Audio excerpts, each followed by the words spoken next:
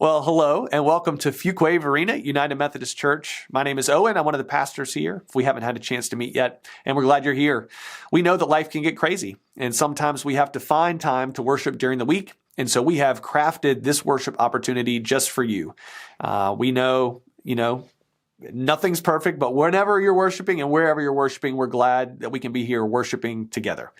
If you are with us for the first time or you'd like to let us know you're here, if they just got questions we can follow up with, we'd love for you to text us, send the word hello to the number that's right here at the bottom of your screen.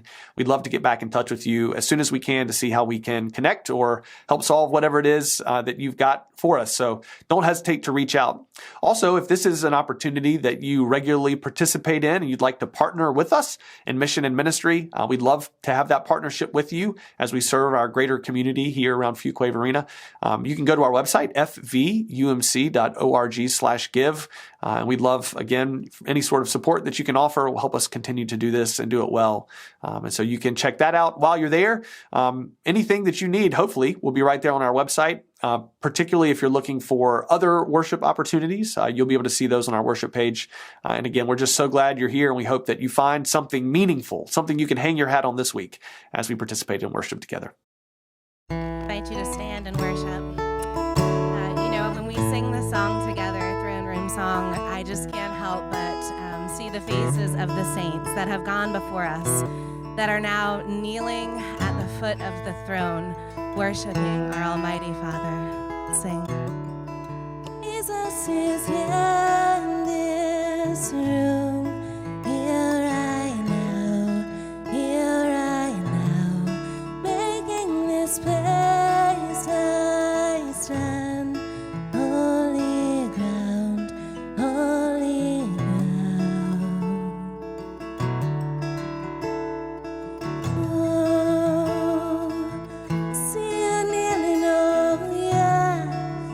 Spirit moves and breathes all around, all good and perfect things flowing down. If all of the heavens are singing along with the saints and the elders, glorious song, and the praises they sing never seem to get old, then I'll stay here forever singing, holy, holy, holy Lord, God Almighty over all. You are, and you'll be forever the King, enthroned in glorious splendor, holy, holy Lord.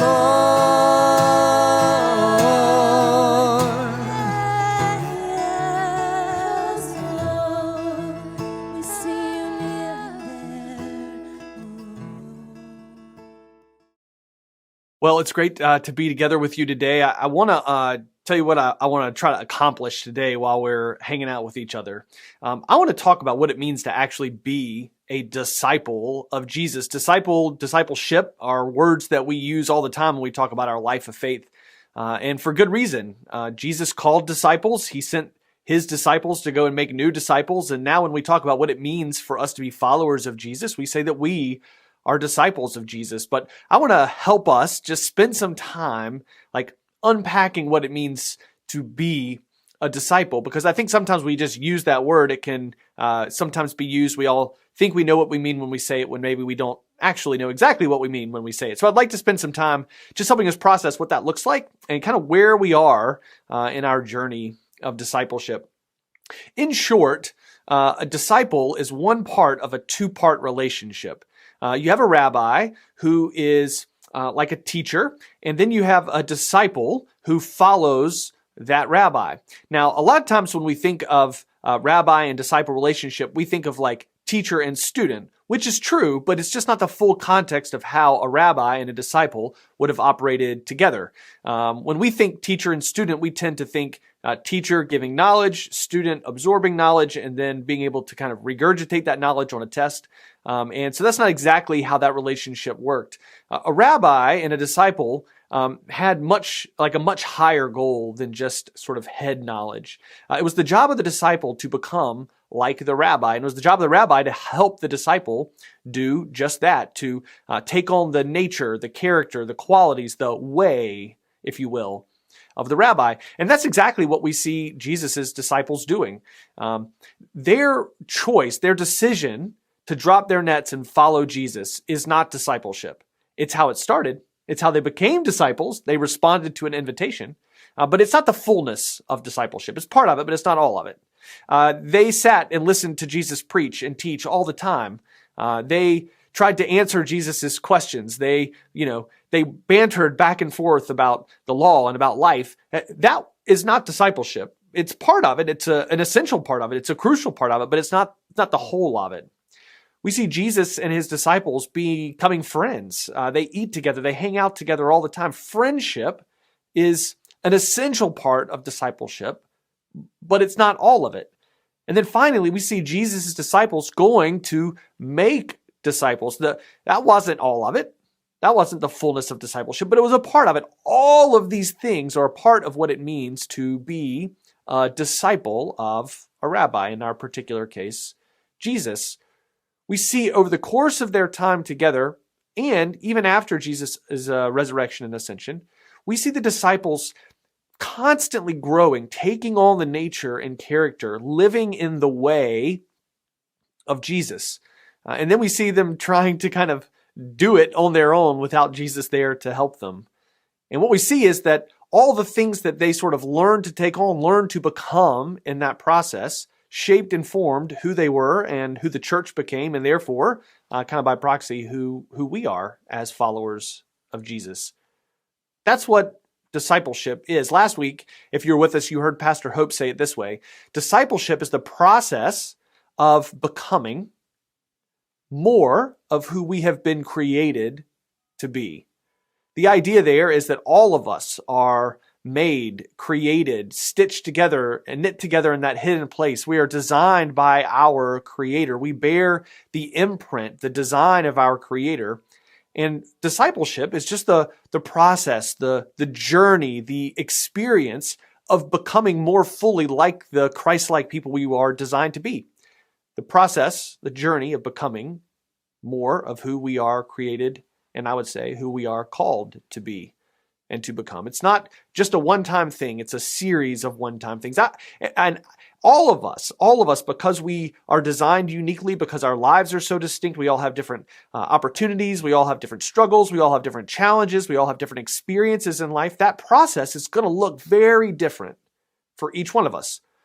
On the whole, that's what we're all kind of doing, that we're becoming the people that God has created and is calling us to be. We're shaping and patterning our lives after the example of Christ, who is kind of that perfect imprint of the nature and character of God in flesh. And so that's what we're all doing. Now, even though that's what we're all doing, that journey is going to look very different for every single one of us for the reasons that I just mentioned. However, the more and more I both experience that journey in my own life and watch other people as they kind of go through those seasons of growth themselves, that growth in grace, we would say, I've noticed that there are some patterns that begin to emerge. And again, everyone's story is very, very unique. But what I'd like to do, I think now, is just share with you some of what I call like the seasons of that pathway of discipleship, that journey of discipleship. This is a tool to help us kind of evaluate where we are and where we're headed and how we're growing. And so hopefully it'll be helpful to us. Now, I'm going to try to put it up here on the screen as we go and see if I can talk with my hands in a helpful way. Again, I want to talk about 4 seasons in your life of discipleship, in this pathway of discipleship. The first is the season of like desiring a faith. This is something that I believe we all kind of share. Even if all we have is the desire to desire, I believe that many of us have like a desire for faith. We want something, we're seeking out, even if we don't know what it is. It's like we're hungering after it. And this is a really beautiful place to be in our journey of discipleship. We're looking for something that we know we are designed, hardwired to want and to need. We might not know exactly what it is or how to get it, but we know that we want to be on the journey.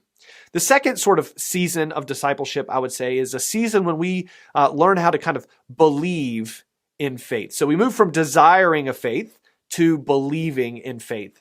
And when I say believing in faith, it's kind of the early way that we begin to understand who Jesus is and what Jesus has done for us. We begin to learn about Jesus' saving grace in our lives. We begin to sort of understand, come to a fuller knowledge of God. And I say knowledge of God, not just in terms of like a head knowledge, but we begin to build a relationship through Jesus with the divine, with the holy, something that maybe before we just knew how to desire.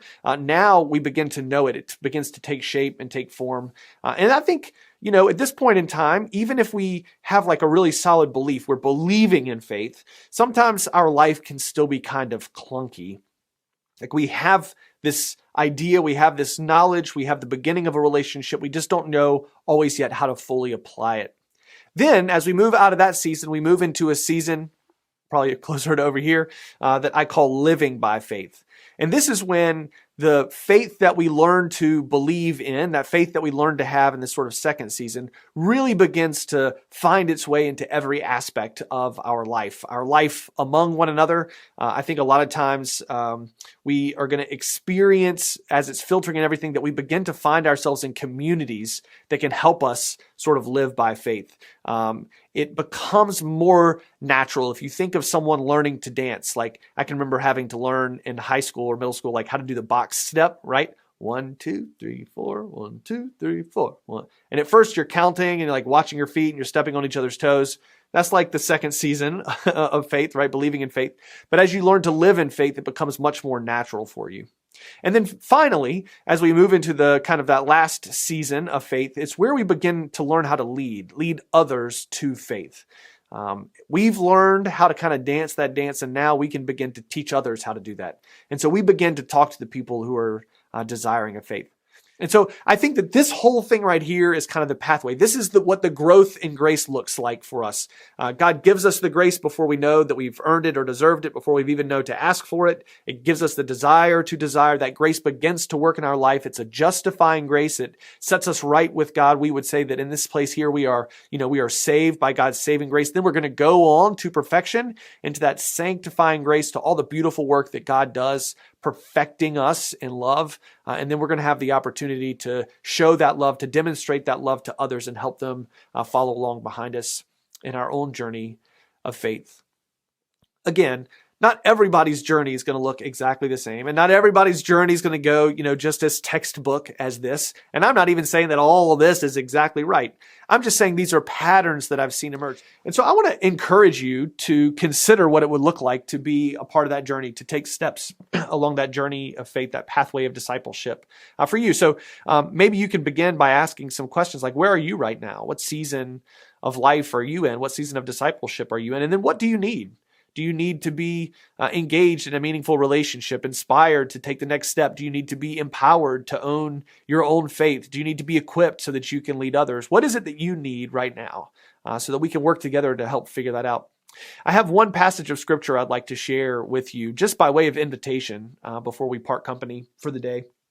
And it's a bit of a long passage. I would encourage you to go back and read the whole thing. And it's in Acts chapter 17, and it starts around about verse 16. The story precedes it a little bit more before that. But Paul, again, who was an early evangelist, one leading others to faith, one helping other people begin sort of their pathway, their journey of discipleship.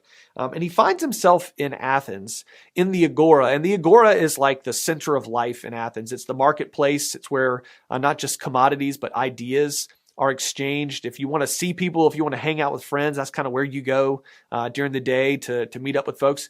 And while Paul has been there, he's been sort of testifying to the life of Jesus, to the power of Jesus's saving faith, to the veracity of the story, to the power of the resurrection, all of those sorts of things.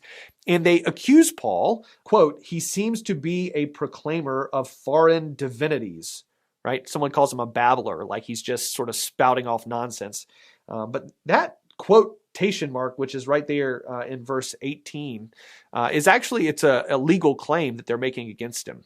In fact, Socrates had the same charge levied against him, and they did the same thing to him that they did to Paul. That is, they walked him up from the agora, the marketplace, to a place that's called the Areopagus. It's this huge rock formation that sort of juts out of the Acropolis. It's a limestone rock, and there are stairs that were carved into it. There were benches that were carved into it. There were like two sort of platforms that were carved into it where, one party could accuse another party. They did a lot of like capital crimes were there. If someone had been murdered, they would try you there. It was really like early democracy kind of in action, which is cool history if you want to go read about it. But what's interesting about the Areopagus is that it's sort of, as you stand on top of it, I mean, there's nothing between you and the edge. You just slide right on off. It's a long descent down to the agora where they brought Paul up. And it also sort of sits in the shadow of the Parthenon, which was the temple to Athena, the patron goddess of Athens. And so Paul, in a lot of ways, is wedged in this courtroom trial between the power of this, deity, this huge and impressive temple. I can just imagine what it would have felt like to sit sort of in its shadow. But also, kind of all the way up from the agora to the Areopagus are statues of all these different gods that they worship. And so they put Paul on trial. And there's two really interesting things that take place here I'd like to point out, again, just by way of invitation. The first is they ask him, may we know what this new teaching is that you're teaching us? It sounds strange to us, so we'd like to know what it means, right? They're going to judge him to see if he's in fact violated their law. And it says, Paul stood in front of the Areopagus and said, Athenians, I see how extremely religious you are in every way. For as I went through the city and I looked carefully at the objects of your worship, I found among them an altar with the inscription, to an unknown God. What therefore you worship as unknown, this I proclaim to you. Now, this is the first interesting thing he's doing here, is he's saying, I'm not inviting you to consider a foreign deity or a foreign divinity. After all, you have your very own shrine to this unknown God. I'm just telling you more information about the unknown God that you're looking for. But it's what he says that I think is so essential, because again, he's talking to a whole group of people who are skeptical of him beyond measure. They are ready to hold him accountable to this crime.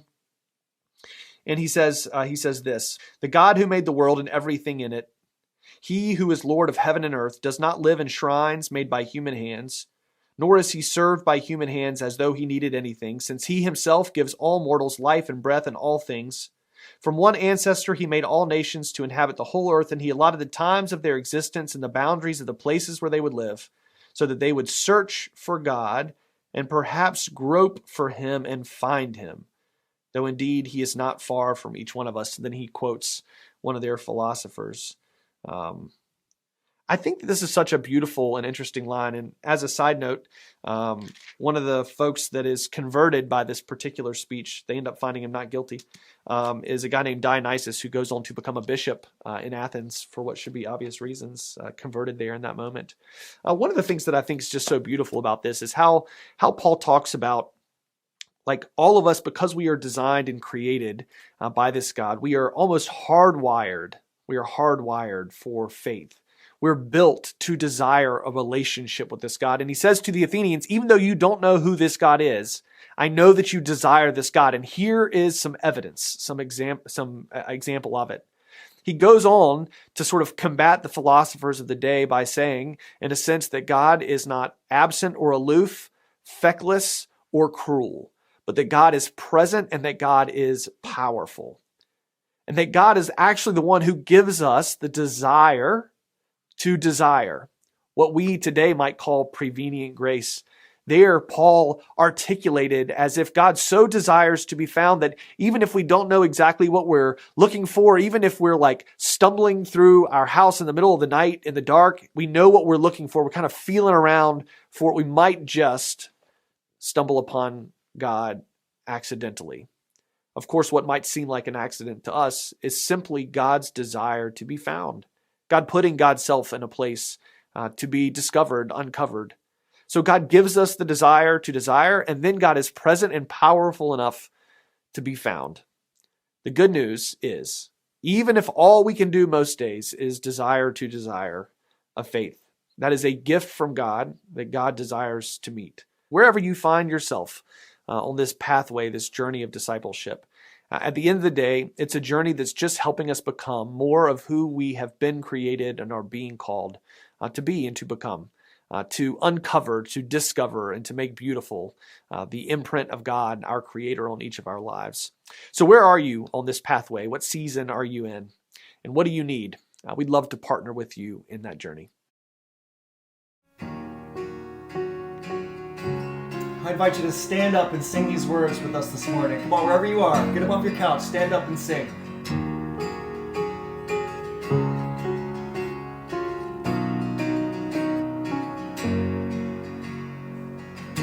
Before I spoke a word, you were singing over me. You have been so, so good to me. Sing the truth of those words together. Before I took a breath, you breathed your life in me. You have been so, so kind to me. Oh, the overwhelming, never-ending, reckless love of God. Oh, it chases me down, fights till I'm found, leaves the 99. I couldn't earn it, and I don't deserve it. Still you give yourself away. Oh, the overwhelming, never-ending, reckless love of God. Yeah.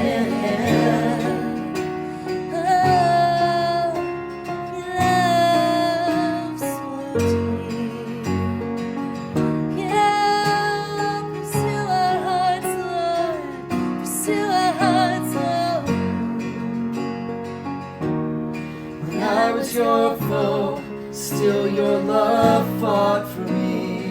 Oh, these words are so worth singing. You have been so, so good to me. When I felt no worth, you paid it all for me. You have been so, so kind to me.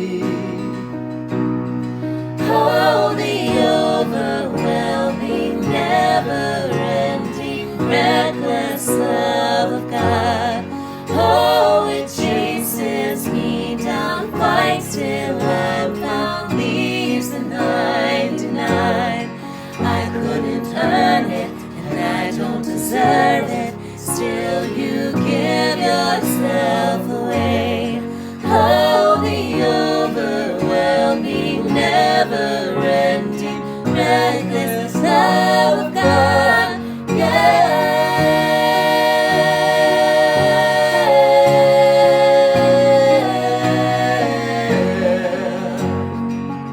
Oh, we stand in this moment, Lord. Oh. There's no shadow you won't light up, mountain you won't climb up, coming after me.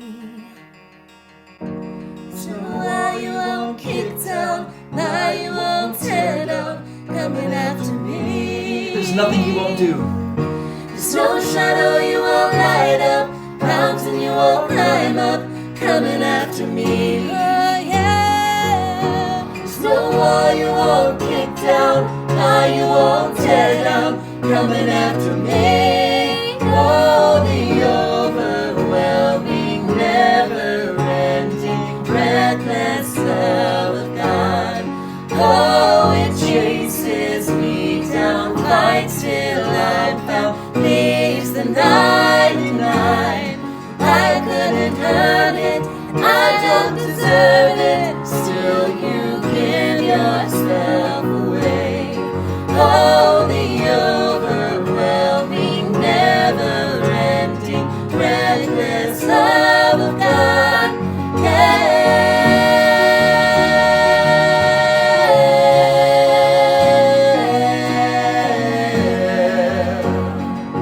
It's your love that never fails.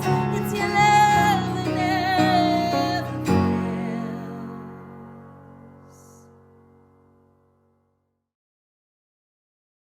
Again, it's been great to be with you together today.